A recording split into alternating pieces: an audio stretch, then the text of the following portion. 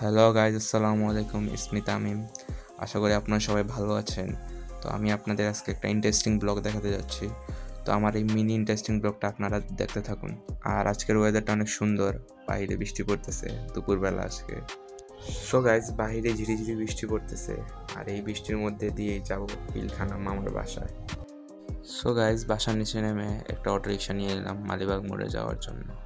চলে আসছি মালিবাগ মোড়ে এবং মালিবাগ মোড়ে দাঁড়ায় আছি বাসের জন্য, কারণ বাইরে বৃষ্টি দিতেছে। আর দেখতে পাচ্ছেন ছাতা নিতে ফুটা ফুটা বৃষ্টি পড়তেছে। আর অনেকক্ষণ দাঁড়াছিলাম, বাস আসার নামই নিতেছিল না। তো বাস আসছে, এখন বাসে উঠে দেখি বাসের সাইডে, জানানা সাইডে সবগুলো সিটে বৃষ্টি পড়তেছে।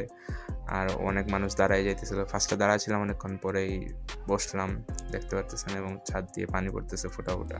তো বাস থেকে নেমে মামার বাসার এখানে চলে আসছি পিলখানায়। আর এটা হলো আমার বাসার সামনে খোলা জায়গা। এখানে বাচ্চা কাচ্চারা বিকালবেলা খেলাধুলা করে। আর এখন বৃষ্টি থাকায় আর খেলাধুলা করতেছে না, বিকালবেলা খেলাধুলা করে।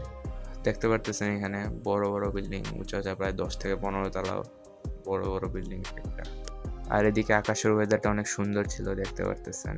বন্ধুরা দেখতে পারতেছেন, এটা হলো হাজারীবাগ জুতার কারখানা। আর এটা হলো পিলখানার একদম বাউন্ডারি গিয়ে সেই ওই জুতার কারখানাটা।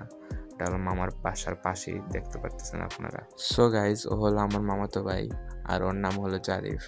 ও ব্লগে আসতে লজ্জা পাচ্ছিল, অনেক কষ্ট করে ব্লগে ঢুকাইছি। এখন মামার বাসা থেকে বের হয়ে যাইতেছি। আর আজকে বৃষ্টি থাকায় আপনাদের পিলখানার ভিতরে জায়গাগুলো দেখাতে পারিনি। এখানে অনেক সুন্দর সুন্দর জায়গা আছে। আর দেখতে পারতেছেন ওয়েদারটা এখনও মেঘলা মেঘলা। তো আমি বের হইতে পারিনি আর বৃষ্টির কারণে। সো গাইজ, এটা হলো রমজানে গিয়েছিলাম মামার বাসায়, তো ওইটার ক্লিপটা আপনাদের দেখাইতেছি। এটা হলো নূর মোহাম্মদ কলেজের সামনে, দেখতে পাচ্ছেন মাঠ আছে, একটা বড় মাঠ। আর এই যে আমার বাম পাশে বিশিষ্ট নূর মোহাম্মদ কলেজ।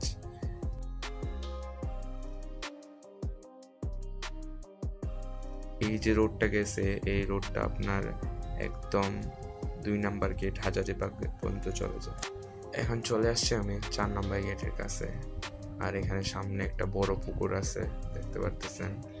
আর এখানে এই যে এই অটোগুলোদের ভিতরে চলাচল করা যায়। সো গাইজ, দেখতে পারতেছেন এটা হলো পিলখানার 4 নাম্বার গেট। আর এটার উপরে একটা হাতির মূর্তি রাখা আছে বড়। এখন বাসে উঠে গিয়েছি, আর এদিক থেকে বাইরে সন্ধ্যা নেমে আসছে। ফার্স্টে সিট পাই নাই, পর অনেক কষ্টে একটা সিট পেয়েছি। সো গাইজ, ভিডিওটা কেমন লাগলো অবশ্যই কমেন্ট করে জানাবেন। এবং যদি ভিডিওটা ভালো লাগে তাহলে লাইক করবেন এবং আমার চ্যানেলটাকে সাবস্ক্রাইব করে দেবেন। আপনাদের একটু ভালোবাসায় আমাকে ভিডিও করতে অনুপ্রেরণা জাগায়। আমার এই মিনি ব্লগটা দেখার জন্য সবাইকে অসংখ্য ধন্যবাদ। আসসালামু আলাইকুম।